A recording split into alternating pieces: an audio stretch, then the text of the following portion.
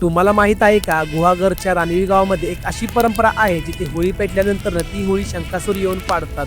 तर होळीच्या 8व्या दिवशी रानवी गावामध्ये पोहोचल्यावर मी प्रदीपच्या घरी फ्रेश होऊन आम्ही तिघजण गुहागरला निघतो. कारण गावातले शंकासूर व गोमू गावाची हद्द सोडून 3 ते 8 शिमग्याच्या काळात गाव भवानीसाठी गावाच्या बाहेर पडतात. तर हेच पाहण्यासाठी आम्ही गुहागरला येतो. तर 12 वाड्यांच्या गाव देवाला फुल लागलं, रूप चढलं की कोकणात पालख्यांचे ढोल वाजू लागतात. गावभोवतीच्या देवांबरोबर गाव भवानीचे खेळ असतात आणि घरोघरी फिरू लागतात. गुहागरला आल्यानंतर गावातल्या प्रत्येक घराच्या अंगणामध्ये जाऊन शंकासूर व गोमू देवाची गाणी व नमन म्हणतात. टाळ मृदुंग तबलाच्या आवाजामध्ये दंग होऊन शंकासूर व गोमू प्रत्येकाच्या घरासमोर नाचतात. हे मंत्रमुग्ध करणारं दृश्य समोर अनुभवताना मनाला एक वेगळं समाधान भेटत होतं. तर एक गोष्ट अशी आहे की पुराणात हायग्रीव म्हणजे शंकासूर नावाचा दैत्य होता. त्याने ब्रह्मदेवाकडून वेद पळवले आणि तो समुद्राच्या शंकात जाऊन लपला. त्यानंतर भगवान विष्णू यांनी मत्स्य अवतार घेऊन त्याचा वध केला. असं म्हटलं जातं की शंकासूरने ज्ञानदानाचं काम देखील केलं होतं. पुराणात खलनायक आणि कोकणात हिरो ज्याची वेट पाठीवर पडणं आशीर्वाद मानला जातो. रत्नागिरी, गुहागर, दक्षिण कोकणात गणपतीच्या आधी होळी दरम्यान शंकासूरला पूजला जातो व कोकणामध्ये सर्व ठिकाणी वेगवेगळ्या पद्धतीने शिमगा उत्सव केला जातो. तर आम्ही गावातल्या प्रत्येक घरामध्ये जात देवाची गाणी व नमन म्हणत व भवानीमध्ये पैसे, नारळ व सोयीचेने कोणी काही देईल ते घेत. हे सर्व करता करता सकाळची संध्याकाळ कधी होते आम्हाला समजतच नाही.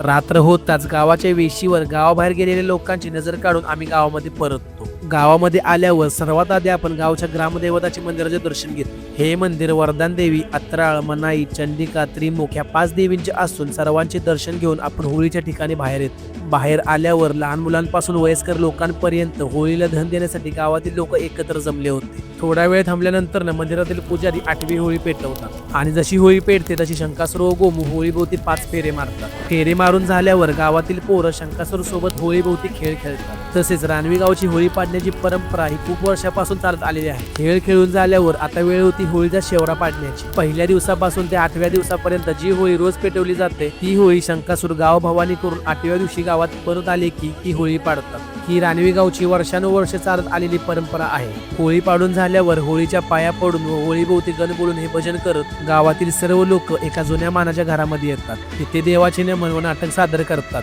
तर मित्रांनो, तुम्हाला जर हा एपिसोड आवडला असेल तर एक लाईक आणि एक फॉलो नक्की करा. तर भेटूया नेक्स्ट एपिसोड मध्ये.